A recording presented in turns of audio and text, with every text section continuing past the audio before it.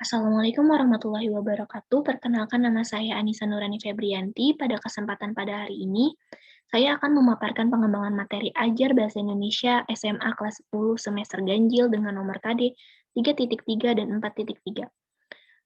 Pada kali ini, kompetisi dasarnya adalah mengidentifikasi permasalahan argumentasi pengetahuan rekomendasi teks eksposisi yang didengar dan dibaca.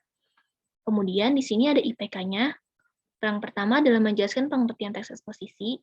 Yang kedua, menentukan permasalahan argumentasi pengetahuan rekomendasi dalam teks eksposisi. Yang ketiga, memecahkan permasalahan argumentasi pengetahuan pada teks eksposisi. Yang keempat adalah menyimpulkan permasalahan argumentasi pada teks eksposisi. Kemudian pokok materinya adalah fakta, memaparkan sesuatu peristiwa yang terjadi di eksposisi. Konsepnya mengidentifikasi teks eksposisi.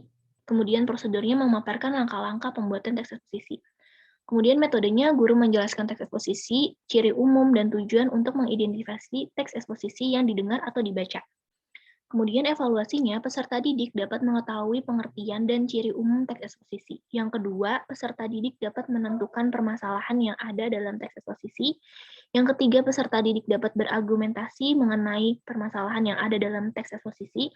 Yang keempat, peserta didik dapat menyimpulkan dan menyelesaikan permasalahan dalam teks eksposisi. Kemudian yang KD kedua ada 4.3, yaitu mengembangkan isi permasalahan argumentasi pengetahuan pada teks eksposisi. Kemudian di sini ada indikatornya. Yang pertama, pengembangan atau variasi permasalahan argumentasi pengetahuan dan rekomendasi teks eksposisi. Yang kedua, ada menganalisis permasalahan pengetahuan rekomendasi dan teks eksposisi. Yang ketiga, memvariasikan isi teks eksposisi.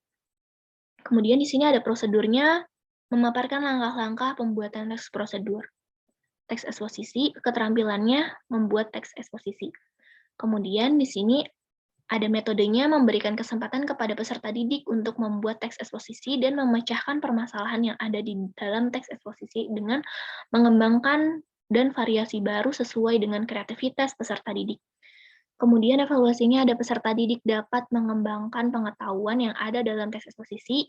Yang kedua, peserta didik dapat menganalisis permasalahan yang ada dalam teks eksposisi. Yang ketiga, peserta didik dapat memvariasikan teks eksposisi. Kemudian di sini ada maksudnya teks eksposisi. Kemudian di sini ada sekolahnya SMA 103, materi pelajarannya Bahasa Indonesia, kelas 10 semester 1, tahun ajaran 2016-2017. Di sini saya akan memaparkan perhatian gambar kemacetan di kota Jakarta. Kemacetan tetap membuat para pengguna jalan terus frustasi. Di sini saya memaparkan isi terus teks eksposisi. Kemudian di sini juga ada peta konsepnya. Peta konsepnya teks eksposisi, yaitu mengidentifikasi teks eksposisi yang didengar atau dibaca. Yang kedua, menganalisis teks eksposisi dan kebahasaan teks eksposisi. Yang ketiga adalah mengembangkan teks eksposisi secara lisan atau tulis. Yang keempat adalah mengkonstruksikan teks eksposisi dengan memperhatikan isi, struktur, dan kebahasaan. Kemudian di sini ada petunjuk belajarnya, bacalah dengan cermat teks eksposisi dan sumber pengetahuan lainnya. Carilah hal yang informasi penting, dan jika ada yang ditanyakan, tanyakan pada guru. Kemudian di sini saya juga memaparkan contoh teks eksposisi. Di sini dengan judul Pikiran Mempengaruhi Fisik. Kemudian setelah saya memberikan contoh teks eksposisi, di bawahnya saya memberikan penjelasan tentang apa ciri umum teks eksposisi. Teks eksposisi 1 yang tadi berjudul Pikiran Fisik tersebut, teks eksposisi. Teks eksposisi tersebut memaparkan pendapat bahwa pikiran mempengaruhi fisik manusia. Kemudian yang di bawahnya juga saya memaparkan apa pengertian teks eksposisi tersebut. Yang ketiga, saya juga memaparkan apa tujuan dari teks eksposisi tersebut. Kemudian yang terakhir saya memaparkan soal latihan, yaitu pengertian teks eksposisi, apa ciri umum teks eksposisi, yang ketiga adalah tujuan teks eksposisi, yang keempat adalah buatlah beberapa kelompok untuk memvariasikan isi tesis, argumentasi, dan simpulan dan penegasan ulang dari teks eksposisi. Yang kemudian yang terakhir saya memaparkan jawaban atau kunci jawaban dari soal yang saya berikan.